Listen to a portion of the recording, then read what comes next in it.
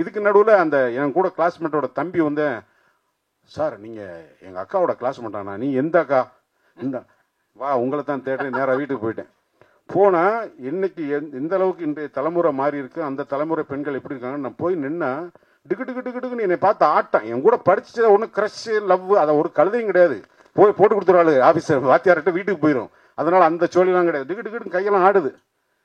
என்னம்மா நல்லா இருக்கீங்களா, வாடா போடான்னு பேசிக்கிட்டு நல்லா பேசணும்னு அது ஒரு கதை.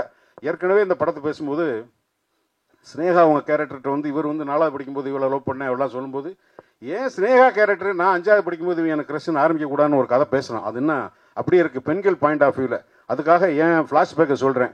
அதில் ஒருத்தனை போய் சந்திக்கும் போது அவன் எப்படின்னா, வாங்கி தான் பேசணுமா, சரி கொடுங்க, இது வாங்கணும்னு நினச்சேன், காசு மிச்சம் கொடுங்க.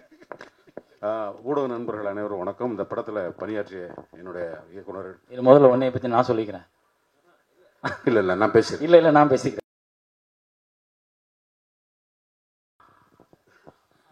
இவர் வந்து நடிகரானதே ஒரு பெரிய கதை. இவர் ஒரு நல்ல கேமராமேன். அவர் வேலையை கெடுத்தது நான் தான். இல்லாட்டி இன்னைக்கு ஒரு ஆஸ்கர் அவளுக்கான படங்கள் எல்லாம் ஒரு ஒளிப்பதிவு பண்ணியிருப்பாரு. அது நீ நல்லதுன்னு ஃபீல் பண்ணுறியா கெட்டதுன்னு ஃபீல் பண்ணுறியா? ஏதோ ஒன்று நடந்துருச்சா. எங்கள் ஊருக்கு பக்கத்து ஊர், ஒரே ஊருக்காரங்க. ஆனால் இவர் சினிமாவில் வந்து பாரதிதாசார் யூனிட்டில் உள்ளே இருந்தார். நான் பாரதிதாசார் யூனிட்டோட வெளியிலேருந்து பார்க்குறாள். அங்கே வெளியிலேருந்து படம் பார்க்கும்போது எனக்கு திடீர்னு ஒரு கேரக்டர் மட்டும் இடையில வந்து ஒரு டைலாக் பேசிட்டு போகும். ஆனால் இந்த குரல் வித்தியாசமாக இருக்க அப்படின்னு பார்ப்பேன். வேதம் போகுது இல்லைன்னா ஏய் அப்படின்னு சொல்லி ஒரு டைலாக். அந்த டைலாக்லாம் நான் நடிச்சு காமிப்பேன். இந்த டைலாக் அருமையாக ஒருத்தர் பேசியிருந்தார் அப்படின்னு. ஆனால் நான் படம் பண்ணும்போது அவரை பற்றி விசாரிக்கும் போது அப்போ தான் சொல்கிறாங்க, அவர் இளவரசுப்பா, நம்ம மலைச்சாமி ஐயாரில் அவர் பையன் எம்எல்ஏ, அவர் அப்பா எம்எல்ஏ சாணிப்பட்டி. ஆட இவர் நம்ம ஊருக்காரர் அப்படின்னா அப்படின்னு அவரை பிடிச்சி இவரை கொண்டு வந்து பொற்காலம் படத்தில் ஃபர்ஸ்ட் ஒரு பெரிய கேரக்டர் இல்லைண்ணே, பெரிய கேரக்டர். ஆமாம் பெரிய கேரக்டர். சொல்ல மாட்டேன், சொல்றது வா, இன்னும் திறக்கவே இல்லையே. அப்போ இருந்து இப்போ வரைக்கும் என்னோட எல்லா படங்கள்லையும் ஏதாவது ஒரு கேரக்டரில் இளவரசன், விஜயகுமார் சார் இவங்கெல்லாம் இருந்தால் எனக்கு ரொம்ப ஹாப்பியாக ஃபீல் பண்ணுவேன். அப்படி ஒரு கேரக்டர்ஸ் வந்து இவங்களோட எனக்கு பந்தம். இவரோட என்ன பாரதி ஐயா, சச்சிதானந்த பாரதி, சச்சிதானந்த பாரதி, எம்ஆர் பாரதி. இவர் ஆட்டோகிராஃபில் வந்து ஒரு ஏஜ்டி கேரக்டர் பண்ணியிருப்போம். இவரோட ஏஜ்டி கேரக்டர் நான் போகும்போது குதிரை வண்டியிலேருந்து இறங்கி போகும்போது அவர் முதல்ல குசு போடுவார், அப்புறம் பெஞ்சமின் போடுவார்.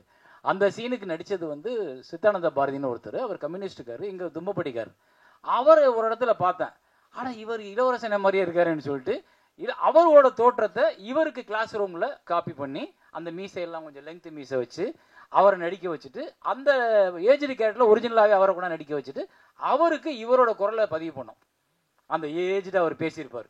ஸோ அந்த படத்துக்காக மெனக்கட்டதில் எல்லாரோட பங்கும் நிறைய இருக்கும். ஒவ்வொருத்தரும் எங்கேயோ ஒரு இடத்துல தன்னோட ஒவ்வொரு இன்புட் கொடுத்துருப்பாங்க. ஸோ டப்பிங் பண்ண விஷயங்களே ரொம்ப பெரிய கதை. இன்றைக்கி வந்து டப்பிங்க்கு நிறைய ஃபெசிலிட்டிஸ் வந்துருச்சு. ஒருத்தர் குரலுக்கு ஒரு சாம்பிள் கொடுத்தோம்னா ஏஐயே முழுசாக பண்ணிடும்.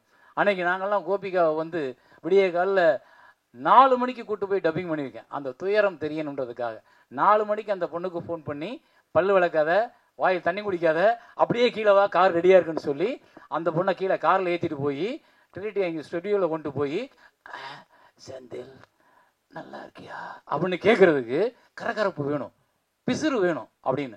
ஸோ அந்த மாதிரி இவரும் அந்த ஐயாவோட மூத்த ஏஜ்டு கேரக்டருக்கு பதிவு பண்ணும்போது அண்ணனோட ஒர்க்கு வந்து ரொம்ப அவ்வளோ அழகாக துல்லியமாக இருக்கும். அவர் மாதிரியே அந்த ஏஜ் முகத்துக்கு அதுக்கும் கொஞ்சம் கூட பிசுறு இருக்காது.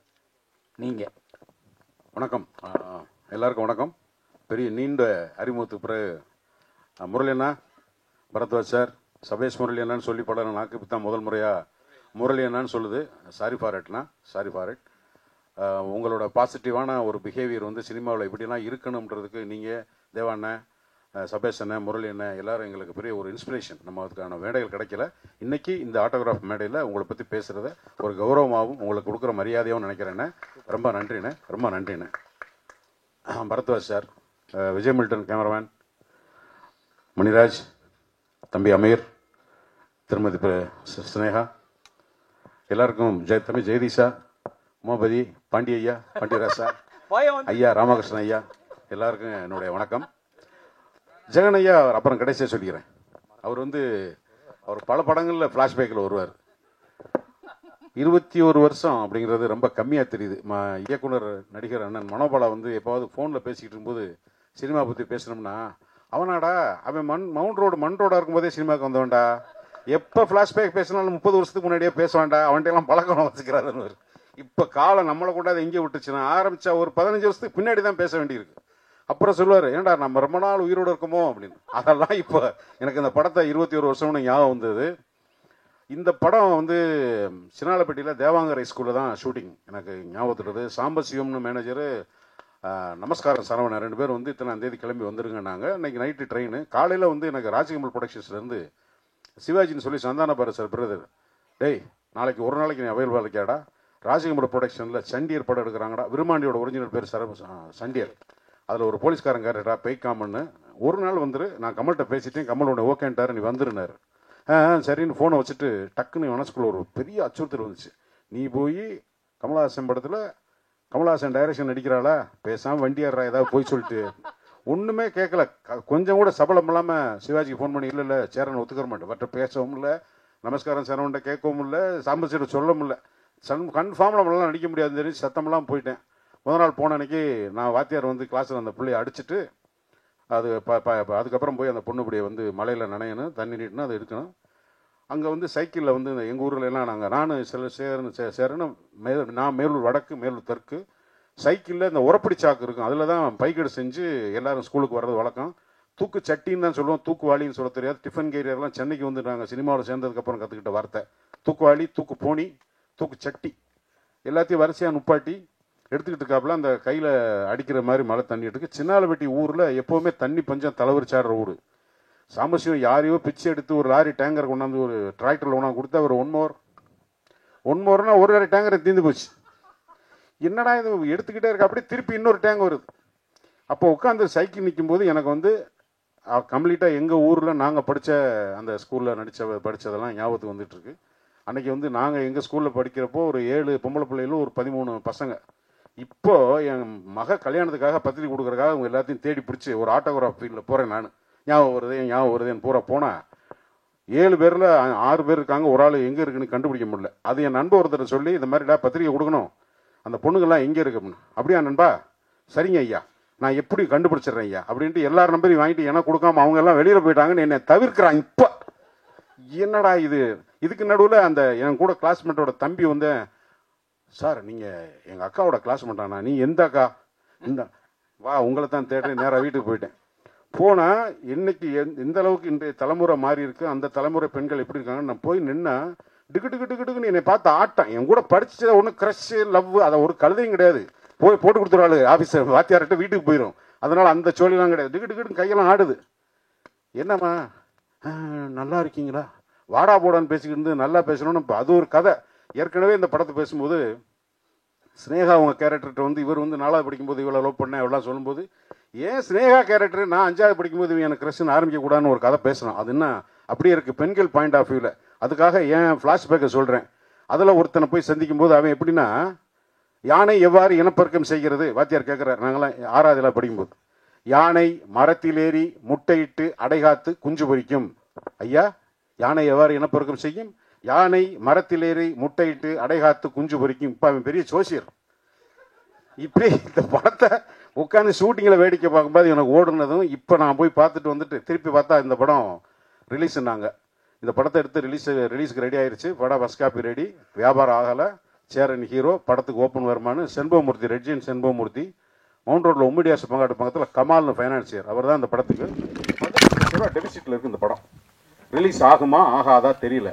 அப்புறம் ஏதோ ஒரு முடிவெடுத்து படத்தை சும்மா போட்டிருந்தா என்ன வரப்போகுது, இந்த 17 லட்சம் தானே ரிஸ்க் அப்படின்னு தான் ரிலீஸ் பண்ணுறாங்க. இந்த படம் ரிலீஸ் ஆகிற அன்னைக்கு நான் பொள்ளாச்சியில் விஸ்வத்துளசின்னு மம்முட்டி சார் நந்திதாதாஸ் நடித்த படம் ஷூட்டிங்கில் இருக்கேன். காலையில் நான் கிளம்பி போகிறேன். பொள்ளாச்சியில் சாந்தி தேட்டர்னு நினைக்கிறேன். காலையில் போகும்போது நமக்கு ஒரு ஆர்வம் இருக்குல்ல, படத்துக்கு ஓப்பனிங் இருக்க மாட்டேன்.